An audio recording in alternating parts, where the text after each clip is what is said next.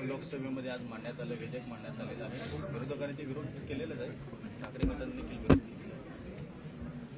खरं म्हणजे वक्फ बोर्डाचं बिल जे आणलंय त्यावर आमची शिवसेनेची भूमिका आम्ही स्पष्टपणे मांडलेली आहे.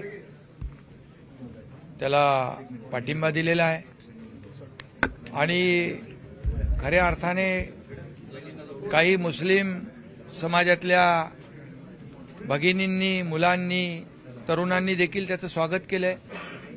कारण वक्फ बोर्ड जे आहे हे वक्फ बोर्ड समजून घेतलं पाहिजे. वक्फ बोर्ड जी काही लोकांच्या एक खाजगी प्रॉपर्टी म्हणून काही लोक त्याचा वापर करत होते. एक लार्जर इंटरेस्ट म्हणून लोकांना मुलांची शाळा असेल, कॉलेज असेल, हॉस्पिटल असेल अशा सुविधा देखील या जागांवर उभ्या करता येतील. अनेक पारदर्शकपणा त्याच्यामध्ये येईल.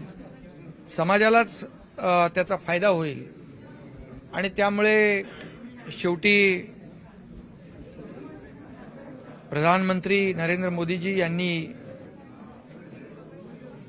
त्या समाजाला म्हणजे लार्जर इंटरेस्ट लक्षात घेऊन हा निर्णय बिल आणलंय. त्याला आम्ही पाठिंबा दिलेला आहे. आता काही लोकांची त्याच्यामध्ये काय करावं, गोंधळलेली परिस्थिती आहे. धरावी की सोडावं, त्यामुळे ठाम असा निर्णय काय घेता येते. मागच्या वेळेस देखील त्यांनी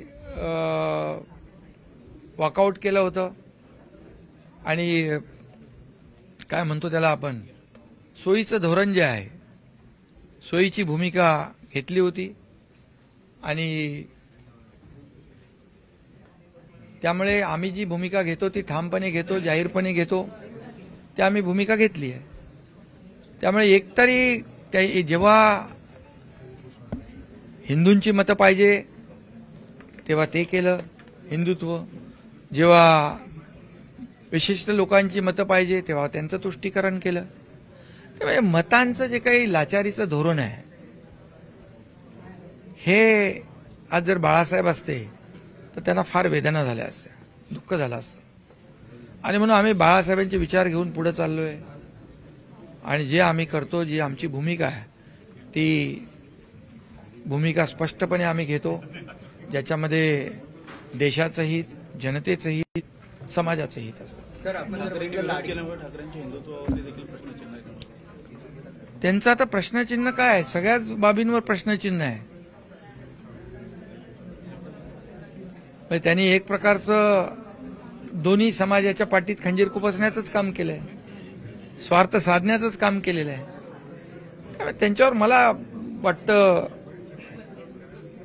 त्यांची भूमिका आता दुटप्पीपणाची, ढोंगीपणाची भूमिका ही जनतेसमोर आलेली आहे. सर, आपण जर बघितलं लाडकी बहीण 2100 रुपये कधी देणार असं देखील आता विरोध. भाई, हिंदी में जानना चाहेंगे, वक्फ बोर्ड का अमेंडमेंट का बिल आने वाला है, लेकिन कहीं ना कहीं यूबीटी की जो लीडर है उन्होंने सपोर्ट नहीं किया है. किस तरह से देखते हैं आप इसे? ये मैदान छोड़कर भागने वाली बात है. करना तो हिम्मत से करो. शिवसेना ने खुले मन से भूमिका ली हुई है. वक्फ बोर्ड क्या है, वक्फ बोर्ड का बिल क्या है, ये कुछ मुट्ठी भर लोगों की एक पर्सनल प्रॉपर्टी बना के रखी थी. आज इसमें ये जो वक्फ बोर्ड का बिल है, इतनी बड़ी जमीन है, लाखों करोड़ों रुपया की, वो लोगों के लिए उसका फायदा होना चाहिए. स्कूल बनने चाहिए, कॉलेज बनने चाहिए, हॉस्पिटल बनने चाहिए. लेकिन मुट्ठी भर लोगों के स्वार्थ के लिए अगर यूबीटी ये डिसीजन लेती है वोटों की राजनीति के लिए, ये तो दुर्भाग्यपूर्ण बात है. और इसलिए ये जो आदरणीय प्रधानमंत्री मोदी जी ने, जो केंद्र सरकार ने जो वक्फ बोर्ड का बिल लाया है, इसमें समाज का हित है. आज मैंने देखा कहीं पर आपके चैनल पर कि कई जगह पर बच्चों ने उसका स्वागत किया है, महिलाओं ने स्वागत किया है, युवाओं ने स्वागत किया है. अभी जो यूबीटी की परिस्थिति है, पकड़ो के छोड़ो, ये जो बात है निर्णय लेना चाहिए. हिम्मत से निर्णय लेना चाहिए। ये मैदान छोड़कर भागने वाली बात मैंने कही अभी, ये अभी लोगों को पता चला है। ये दोगली राजनीति जो है वो ज्यादा दिन नहीं चलती है। जब वोट चाहिए तो तुष्टीकरण करना, जब अपना काम होने के बाद छोड़ देना, यूज एंड थ्रो, ये पॉलिसी ज्यादा दिन नहीं चलती है। अगर बाला साहब रहते थे, बाला साहब ठाकरे जी रहते तो आज भी उनको बहुत ही दुख होता, वेदना होती। ऐसे उनके विचारधारा हमारी है, ऐसा कहने वाले, सोचने वाले लोग ऐसा निर्णय लेते हैं, इससे वो होते तो ऐसी हिम्मत ही नहीं कर पाते।